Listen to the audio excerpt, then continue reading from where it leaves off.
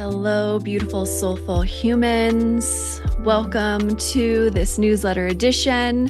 Today, we will be talking about homogeny and valuing difference.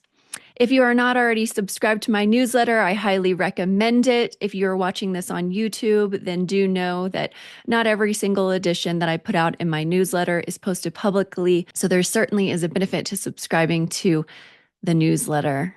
If you're not subscribed to my YouTube, make sure to also subscribe. Of course, if you have enjoyed the teaching transmission that I'm bringing through today, like this and share this with those that you love. For those of you who are not as familiar with me, my name is Ashtyn Monea. I am a teacher, seer, and mentor for grounded mystics. Okay, so let's begin to drop in. Just kind of arrive into the space with me here. The reason why I'm inviting you to arrive in a deeper way is so that you can be present to what is moving through this transmission in a way where you can more deeply digest it for your own evolutionary process and embodiment. When I bring through transmissions, they're not simply words that I'm speaking. There's energetics that back them. So make sure to be present with this in a way that is attuning to all that is in the space and to remain to the end so that you receive the full teaching. Homogeny and valuing difference. There's so many deeply ingrained beliefs within us that have to do with belonging. And then we have societal conditioning because there is a natural, pure space by which we desire to belong, right? Like there's a pure intention underneath that. But when we commingle this with conditioning that says that belonging means that you need to fit in, you need to fit a mold, that difference is wrong and bad, and that belonging to one group means, okay, this is the outcast group. Like, as in, belonging is not actually founded on the idea that we need to segregate others in order for us to belong. But conditioning does teach us that. First and foremost, I want for you to belong to your soul. This is the priority inside of the work that I facilitate. It's about embodying your true self. That's why my business is called True Self Embodied. Now, that may seem simple in word form, but because we have so much that obstructs and blocks our connection to ourself and even source itself, and there's so much perpetuated conditioning to tell us that we must be on a very particular type of path. Otherwise, we're not worthy and we're not valuable, we're not successful. That the journey into the embodiment of our true self and true path has many layers to unravel in order for your actual embodied arrival. So again, my invitation to you is first and foremost, belong to your own soul. And by belonging to your own soul, I'm also saying belong to the place of your soul's origination. And under my work, if you are familiar with it, maybe you're not, that is the original source, which is the original mother. And then becomes the father.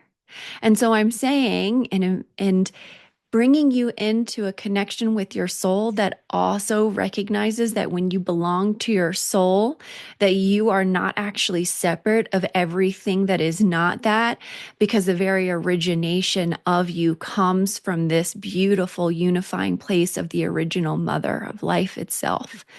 There's a purity inside of that. There are certain parts of you that may actually be getting activated as you're listening to this to be like, oh, no, no, no, don't listen to her because that's scary. And like, we need to belong to this and not that. And that's what I mean. There's so many layers to unravel. Why is this important to this transmission today?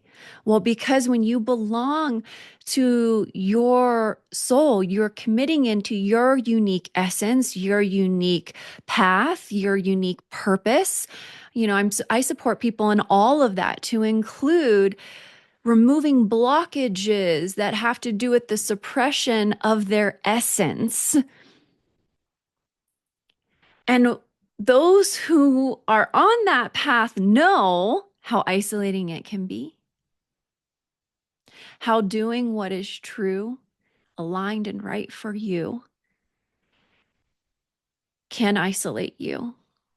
That's also why I have a membership group. It's called the Integrative Evolutionary. This is a truly new paradigm community because it's a space where people who are doing the work and are here to really embody truth and their true essence can come together in a safe space and sanctuary where we do the deeper work and we evolve side by side one another.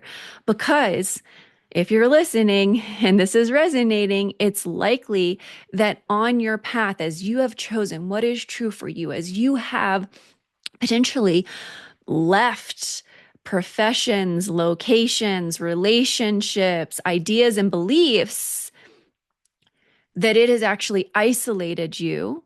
And so the more you've become, the more you're embodying your true essence, it's like the fewer and fewer connections you have to an old paradigm, and the fewer and fewer connections you have potentially to also other people, humans, family, friends that can resonate with you in a way that actually matches what you are and what you're becoming. This is so important to this conversation because homogeny doesn't allow for our unique voice, sight, knowing, path, purpose, and essence to exist. Think about that. The conditioning prioritizes homogeny so that it can control and manipulate, right? Like if we look at the kind of stereotypical, cliched, societal version of life, you take these steps, you go to college, you get married, you have 2 kids, et cetera, et cetera, et cetera, right?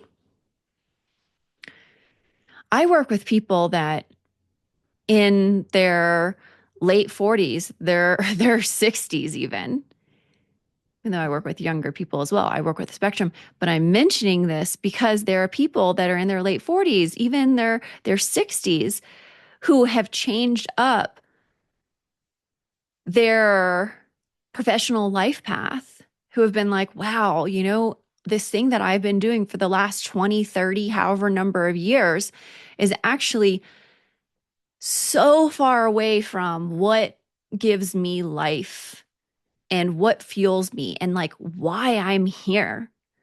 I just can't do it anymore. And I now need to take the leap into what is actually the current of life for me, not the prescribed way. So when you are on the evolutionary path, there's a sort of individuation that happens that can counter the conditioning that commingles in with the desire to belong. It can pigeonhole us. It can keep us stuck in ruts inside of our life, making sacrifices that ultimately are not reciprocal. And this belonging and this kind of way of homogenizing means that then we are not on that divinely led and aligned path that is meant for us, which absolutely counteracts the conditioning, the societal way of being, all of the programming.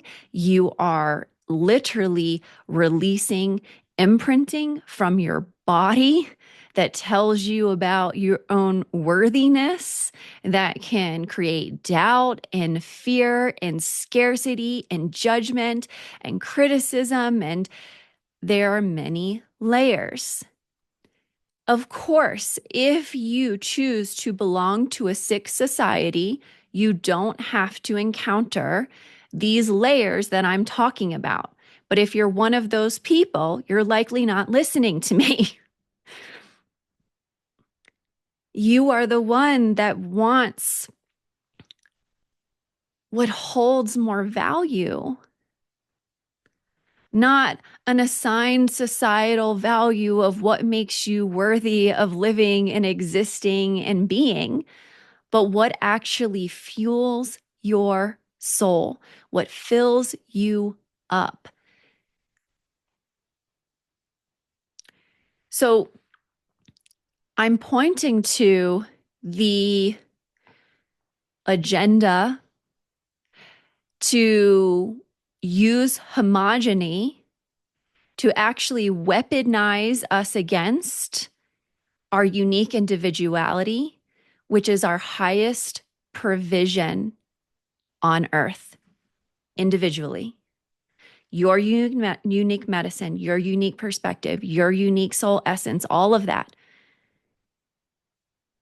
When you bring energy and life force through that space into what it is that you create, that is your highest provision to life.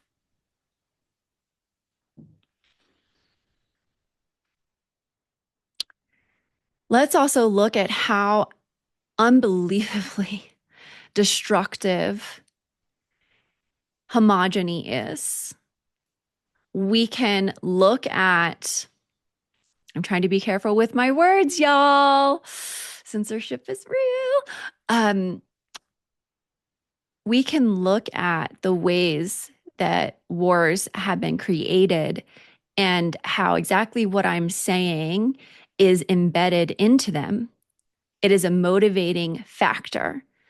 Okay, you are different. Now you are the enemy. We are the ones that belong. You do not belong. You need to not exist. Racism also has to do with this conditioning relative to homogeny. If you are not this skin tone, you don't belong, you have no right to exist, you're lesser. All of that is untrue. It is absolutely untrue. It is simply used to control us, to include fighting for things that are unjust. Okay, I'm going to read something that I wrote to help highlight what it is that I am speaking to.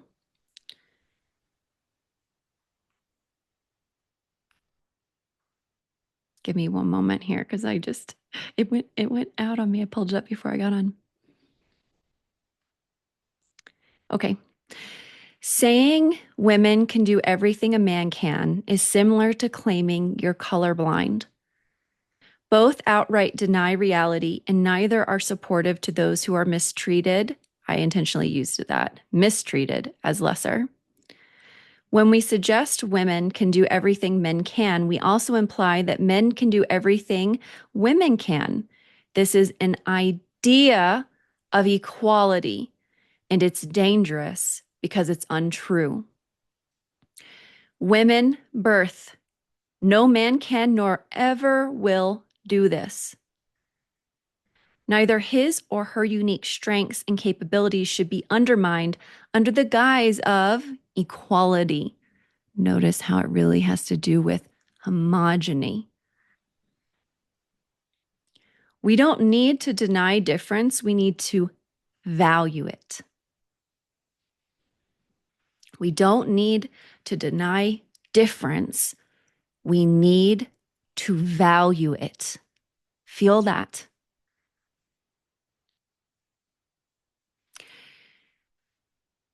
So there are agendas inside of other agendas. More false beliefs inside of the conditioning.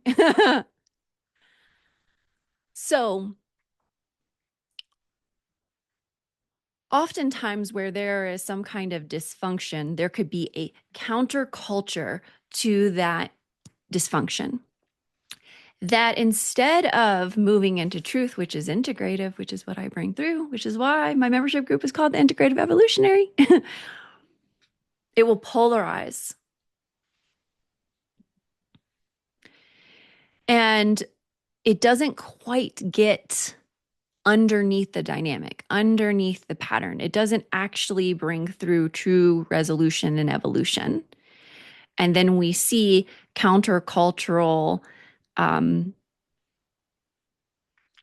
maybe started with pure intentions, but then kind of crisscross wires with deeper agendas. Because if you don't do your internal work here, you can have an idea, it's not in the body. So you have a pure intention. I want to resolve this thing like racism, inequality. And yet you haven't done the work of actually removing it all the way down through all the layers inside of you. It still is there. And then you create something. And guess what? That root hook, you're creating through it because it's still there. So what I'm pointing to is this false idea of equality, which becomes an enmeshed homogeny.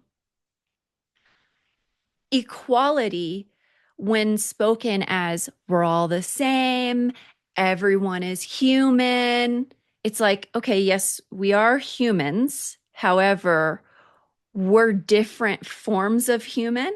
We're also different forms multidimensionally, but that's a whole other conversation. And that means that we have unique experiences, unique wisdom, unique insights, unique forms of technology. That includes natural organic forms of technology. When I look at different sectors of human, I'll give you a couple examples here. Like Black culture. I love me some Black culture. For those of you who don't know, I was born and partially raised in PG County, Maryland. This meant that I was among a lot of Black people. And I have such love in my heart because there are things that were deeply established within me as a result of that.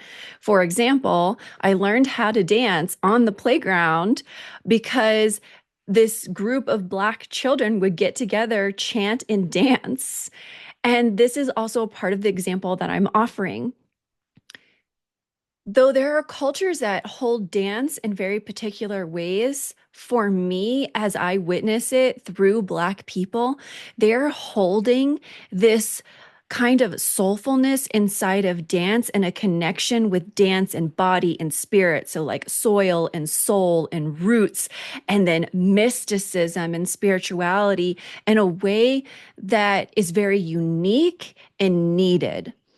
So there's a key there. So part of what I'm pointing to is that groupings of humans are disregarded because we go, you don't belong to our homogenized society that looks this way and speaks this way and does these things in this particular way, which is honestly rather performative rather than soul-based. And so why those populations are targeted is so that we don't discover the collective keys that those populations hold. Black culture also holds this dichotomy between enslavement and liberation. And so it's like when Black people come into their embodied power amongst all this other bullshit that seeks to disempower, erase, and diminish them, we will watch this entire collective shift as a result of that. So there's disempowerment and there's empowerment. And what I find is that the groupings of humans that are targeted to be disempowered are actually the ones that hold the most magic. They hold the most keys for our collective evolution. Also, another thing that I just love so much about Black culture is this level of realness. You can feel it in your bones. Now, I'm going to make a comparison, and white people might get upset about it, but look, it is what it is. This level of realness that we see through an authenticity inside of Black people and Black culture is very different than what we see from white people that kind of like move into this really performative, limited structures where there's a disregard for authenticity because you are rewarded for your performance. We can see this in the way that we talk. We can see this also relative to dance. I have been in or lived in areas where Black people were the majority. Y'all, they dance down the street. Like they are free. And then if you go to a suburban white neighborhood, do you see people doing that? No, you might see me doing that. And then that's like, who is that? Right? This is what I mean. We need to look at the value that each and every population brings to receive the medicine, the magic, the mastery, the keys that contributes to all of us as a collective. And when we homogenize, we cannot do that. The original roots of humanity come from the original Eve, and the original Eve is a Black woman. So there's reasons why Black culture is honed in on in such a ferocious way where people are attacked, it typically has to do with false power trying to undermine true power. There's some kind of suppression that is attempting to make something that's so special become invisible so that instead of valuing it, we don't even see it. And then we go even further to devalue it and even turn it into something wrong or bad. Another population would be the neurodivergent community. Like there are incredibly high level beings attempting to descend on Earth, and they're so advanced that their full composition is not able to be held at ground in the same way. And that can look like what we would frame to be disability. And actually, there's unbelievable brilliance, genius living inside and underneath all of that. I'm going to share like a personal story to try to help round that out. There was a neighbor that I had when I was in middle school, and she wasn't able to quite be verbal. It was more like words would just kind of pop out randomly with no order. At surface level, you can't see this individual's brilliance. I had a really tough moment in my life, and I was standing in my backyard, and I was able to see over the fence into this family where this girl lived, their house. And she said to me telepathically, um, I can't quite get it as condensed as telepathy will allow, but she essentially was saying how there are different forms of communication, and this telepathy being one of them. And so even though she was not able to speak human language in the same way that we would say this is the way of communication, this is what communication is, she was highly advanced telepathically. And anyone who would be able to receive her at that level, of course, is receiving like more than just words, like words coming out of someone's mouth doesn't have the same substance or the ability to have instantaneous information in the same way as telepathic communication. And so she was one of those humans, even though she was like a galactic and incredible being that was here in a human body, but it was to hold all of this kind of way of communicating and providing information and for us to understand the value of that. If there weren't humans, even though we're multidimensional beings having a human experience, if there weren't these incredible multidimensional beings that are incarnated as humans currently holding that thing in place, which is very different than what we have known as a collective humanity, then the whole telepathic field wouldn't be as accessible. This is what I mean. If you, instead of looking at how difference is wrong, you look for how it's so right and true, you can get down into what is real value and what is living at a soul level, and how every single being in the spectrum and tapestry that we are collectively is a unique thread that is meant to weave into this collective blanket. And if we say, no, what you have has no value, we are undermining ourselves and everyone here by doing that. And when we go, no, we want the blanket to all be red, we want the blanket to all be blue, it's just, it lacks a sense of what I teach as sovereign unity, which is not to unify in a way that is enmeshed, that's wounded feminine energy, which is what I was pointing to when I was speaking about this idea of equality that isn't actually equality. You see how that's too far into the enmeshed unified field, right? And that also is a form of homogeny. And then we have the other side that is homogeny. We all have to belong to the same thing, but it's our individual groups and that create the type of hierarchy. So white man on top, right? Like man on top, woman underneath, and then white man on top, white woman, minorities. That type of homogeny has a separateness that is not sovereignty. It's like an elitism. It's a false hierarchy. There are true hierarchies. I teach all about that. But this is a false hierarchy. And so it doesn't allow for there to be unity, a true unification to happen. Whereas this enmeshed homogeny doesn't allow for sovereignty that is individuation. So what I'm teaching here in this teaching transmission is integration.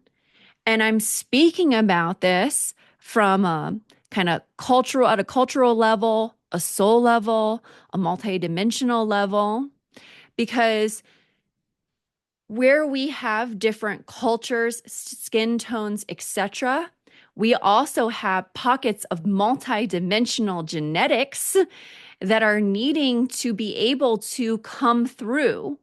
But we can't begin to bring through the multidimensional genetics that are laying dormant inside of us in a way that is progressive and conscious, not unconscious and destructive, is by allowing each of us space not even necessarily allowing, I mean, there's some of that, but declaring. So for you and your unique journey, declaring your space and every right of you to exist.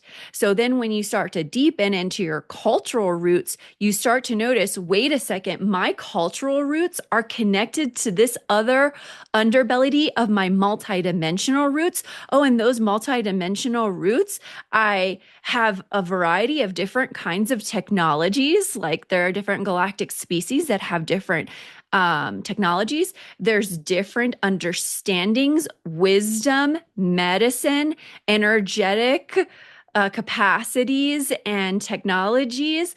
There's so much that lives under here.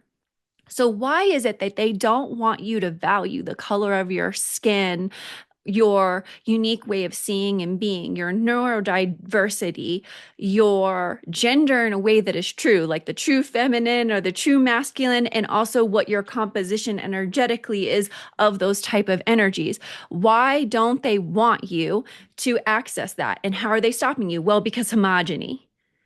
You're not going to dive into your uniqueness and what really lives there. If you're like, that's wrong or bad, I'm wrong or bad, oh, this is what is good, this is what is prioritized, oh, I'm not going to be listened to because the color of my skin, the way that I think, right? Like it's all of these different things, my gender, it's suppression.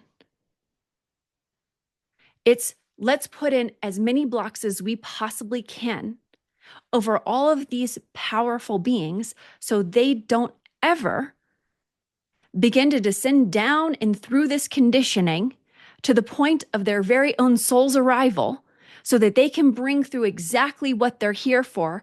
Because by bringing through exactly what they're here for, all of a sudden, we have exactly the technologies to be a harmonious whole collective, as in a functional society.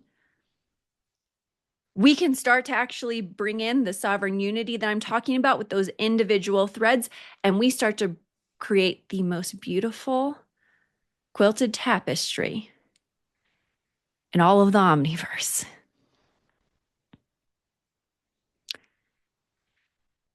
I hope that this is translated to highlight the imprints and the ideas of belonging that are not true, because it actually takes you away from your core roots, your true soul's essence, what it is that you're here for. That it has started to potentially have you see in a new way, like through a new lens, where instead of looking at people that are different than you, you're looking at what it is that they bring to the table that you can't and you won't.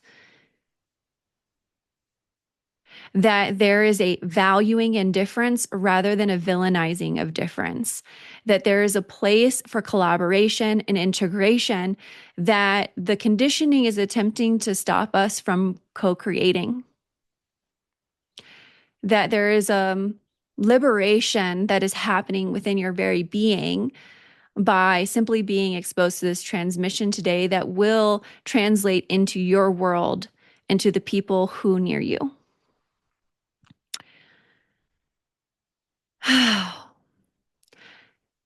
I would not be able to do the work that I do if we were all meant to be the same. The work that I do is to call and draw in the very uniqueness that is you. You know, something that I bring to the table is a soul level attunement, and that means that I can mirror your uniqueness and your value. And part of why I can also do that is because I'm not here to diminish you, control you, manipulate you, contort you. There was one other and I lost it. Ooh, is a good one. I'm not here to undermine. Oh, it was compete.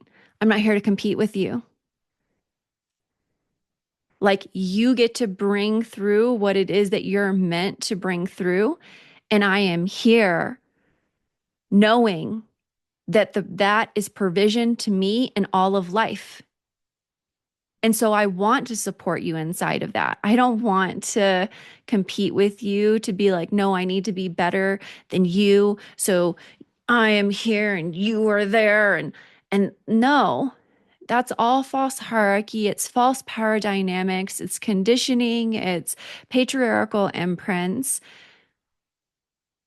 So there's a level of spaciousness that when we value difference and we're valuing it at a soul level, that others around us can feel it. And they're like, okay, this is a space where I can open rather than have to close. I can express rather than need to suppress. I can emanate my soul's essence and not be attacked. I can discover my unique path and purpose in medicine because all these external ideas are that attempt to make me less are not here with this woman who is calling me to be in what it is that I am when I am more like your full soul's expression. That is what I am here for. If that calls to you, my one-on-one work is just so beyond refined and incredible. Um, so I have a seer single session. That link is in my bio. It's in the newsletter write up. And I also have the membership group. Those are two really incredible places to kind of start and explore the work with me. If that interests you, let me know. If this transmission has landed for you, also feel free to let me know how. Um, I think that's it for now. As always, so much love to each and every one of you.